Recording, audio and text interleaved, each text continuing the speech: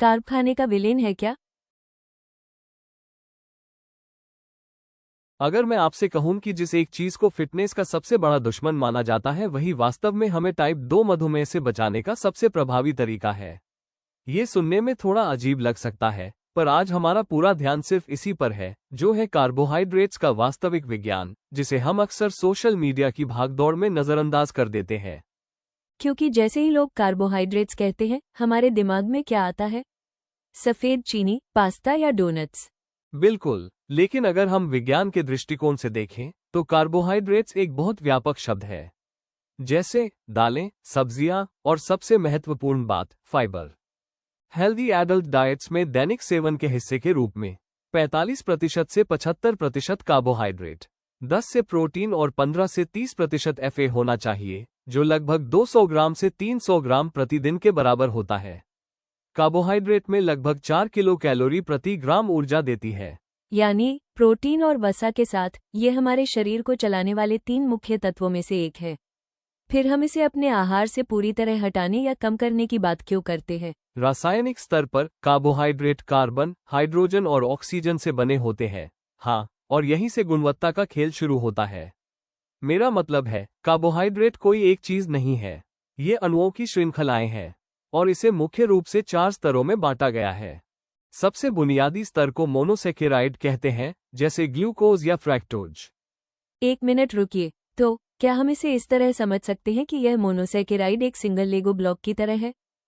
हाँ बिल्कुल, और जब 2 मोनोसैकेराइड आपस में मिलते हैं तो ये डाइसैकेराइड बन जाता है। जैसे सुक्रोज। मोनोसैकेराइड्स तथा डाइसैकेराइड्स को सिंपल शुगर भी कहते हैं। ये तुरंत एनर्जी देते हैं, जिससे ब्लड शुगर में तेजी से वृद्धि होती है। ओलिगोसैकेराइड, जिनमें 3 से 10 ब्लॉक होते हैं।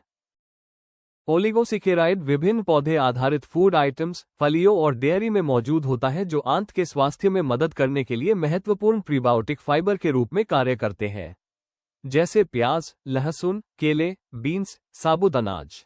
पॉलीसैकेराइड, जिनमें बहुत लंबी श्रृंखलाएं होती हैं। तो पॉलीसैकेराइड उन लेगो ब्लॉकों से बने एक बड़े भूल भुलैया जैसे महल की तरह हो गए हैं। बिल्कुल सही, जैसे एमाइलोज और सेलुलोज। अब बात करते हैं डाइटरी पॉलीसैकेराइड के मेन टाइप है स्टार्च, पौधों में एनर्जी का मुख्य स्टोरेज, जैसे चावल, आलू। सेल्यूलोज, पौधों की सेल वॉल में स्ट्रक्चरल कंपोनेंट, जैसे चोकर, फलों के छिलके। इनुलिन, लहसुन, प्याज और चिकोरी की जड़ में पाया जाने वाला एक प्रीबायोटिक फाइबर। ग्लाइकोजन, जानवरों से मिलने वाला पॉलीसैकेराइड। कार्बोहाइड्रेट शरीर में किस तरह पचता है? कार्बोहाइड्रेट्स के मामले में ये प्रोसेस मुंह में ही शुरू हो जाता है। बॉडी इंजीनियरिंग का यह एक शानदार उदाहरण है। यानी लार में एक एंजाइम होता है जिसे सलाइवरी एमाइलेज कहते हैं। तो जैसे ही आप कोई कॉम्प्लेक्स कार्ब चबाते हैं, यह एंजाइम मुंह के अंदर उन लंबी चेन या लेगो कैसल को तोड़ना शुरू कर देता है। हमारा पाचन तंत्र इसे ग्लूकोज में तोड़ देता है, जो कि सबसे सरल रूप है, और यह ग्लूकोज हमारे शरीर की हर कोशिका का प्राथमिक भोजन है। यानी जैसे फोन को चलने के लिए बैटरी की जरूरत होती है, वैसे ही हमारी कोशिकाओं को ग्लूकोज की जरूरत होती है। जी बिल्कुल, और जो ग्लूकोज तुरंत इस्तेमाल नहीं होता, शरीर उसे खुशी खुशी लिवर और मांसपेशियों में जमा कर लेता है। लेकिन तब क्या होता है जब हम कुछ नहीं खा रहे होते? मेरा मतलब है, मान लीजिए मैं सो रहा हूँ या मैंने खाना छोड़ दिया है, तो ब्लड शुगर कम हो जाना चाहिए, है ना? वहाँ शरीर का बैकअप सिस्टम चालू हो जाता है। जब ब्लड शुगर कम होता है तो पैंक्रियास एक और हार्मोन बनाता है जिसे ग्लूकागन कहते हैं। ठीक है, ये ग्लूकागन क्या करता है? ये लिवर को मैसेज भेजता है कि अरे, बाहर से कुछ नहीं आ रहा है, इसलिए जो ग्लूकोज आपने बचाया है उसे ब्लड में छोड़ने का समय आ गया है। मेरा मतलब है, यह इंसुलिन और ग्लूकागन का बैलेंस है जो हमें चला रहा है। अगर हम सोडा या बेकरी आइटम खाते हैं जिनमें साधारण चीनी होती है, तो ये तुरंत पचकर शुगर लेवल बढ़ा देती है, जैसे कागज जो आग में जाते ही जल उठता है। आप सही कह रहे हैं, सारी चीनी एक ही बार में खून में पहुंच जाती है। ये शरीर के लिए अच्छा है या खराब? खून में चीनी की मात्रा अचानक बढ़ने से शरीर घबरा जाता है। पैंक्रियास घबरा जाता है और जल्दी में बहुत सारा इंसुलिन रिलीज करता है। इंसुलिन इस कंडीशन में क्या करता है? इंसुलिन वो चाबी है जो सेल्स का दरवाजा खोलती है, और जब सारी शुगर अचानक सेल्स में चली जाती है तो खून में शुगर लेवल अचानक गिर जाता है और इंसान को बहुत ज्यादा थकान महसूस होती है। ये क्रैश है। ओहो, लेकिन कॉम्प्लेक्स कार्ब्स के मामले में क्या होता है? यदि आप चावल, दालें, सब्जी, सलाद खाते हैं जो जटिल पॉलीसेकेराइड है, तो वे लकड़ी के मोटे लट्ठों की तरह धीरे धीरे सुलगते हैं और लंबे समय तक ऊर्जा देते हैं।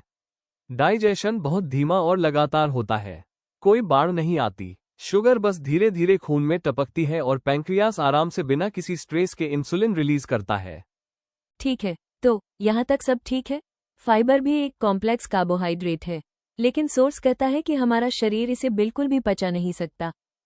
तो मेरा सबसे बड़ा कंफ्यूजन यह है कि अगर शरीर फाइबर को पचा नहीं सकता और हमें इससे 0 कैलोरी मिलती, या ये बस एक टूरिस्ट की तरह पेट में आएगा और बिना कुछ किए बाहर निकल जाएगा।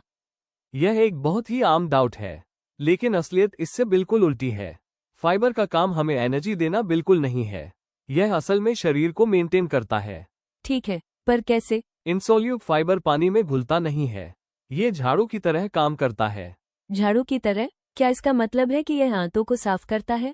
ये बहुत जरूरी है, क्योंकि अगर स्टूल बहुत हार्ड होगा तो आंतों को उसे आगे धकेलने के लिए बहुत जोर लगाना पड़ेगा और लगातार प्रेशर डालने से आंतों की दीवारों में छोटे छोटे गुब्बारे या पाउच बन जाएंगे, जिसे डायवर्टिक्लोसिस कहते हैं। उफ, ये बहुत पेनफुल होता है। लेकिन इंसोल्यूट फाइबर खाने से रिस्क लगभग खत्म हो जाता है। आइए सोल्यूट फाइबर के बारे में जानते हैं। ये पानी में घुल जाता है। ये पानी के साथ मिलकर एक गाढ़ा जेल बनाता है। अब ये जेल दो बहुत बड़े काम करता है। पहला, ये कोलेस्ट्रॉल को अंदर ट्रैप करता है और खून में जाने से पहले ही उसे निकाल देता है। डाइजेशन इतना धीमा कर देता है कि खाने के बाद ब्लड शुगर अचानक नहीं बढ़ता। तो क्या ये सीधे डायबिटीज और दिल की बीमारी से लड़ता है? बिल्कुल, और बात यहीं खत्म नहीं होती। हमारे पेट में मौजूद अरबों अच्छे बैक्टीरिया होते हैं जो इसे बड़े मजे से खाते हैं।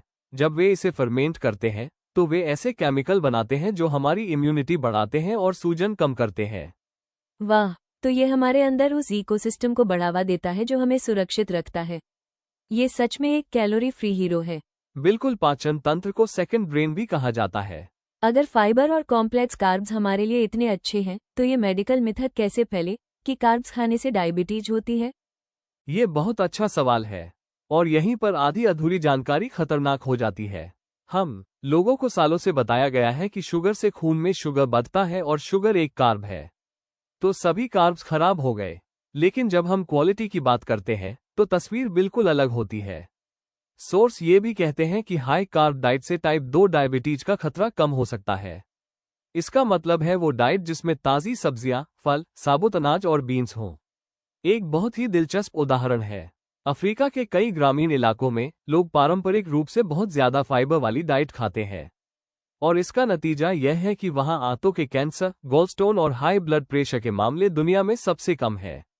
इससे साफ पता चलता है कि असली समस्या खाना नहीं, बल्कि उसे प्रोसेस करने का हमारा मॉडर्न तरीका है। इसलिए जागरूक रहें, स्वस्थ रहें। Thank you.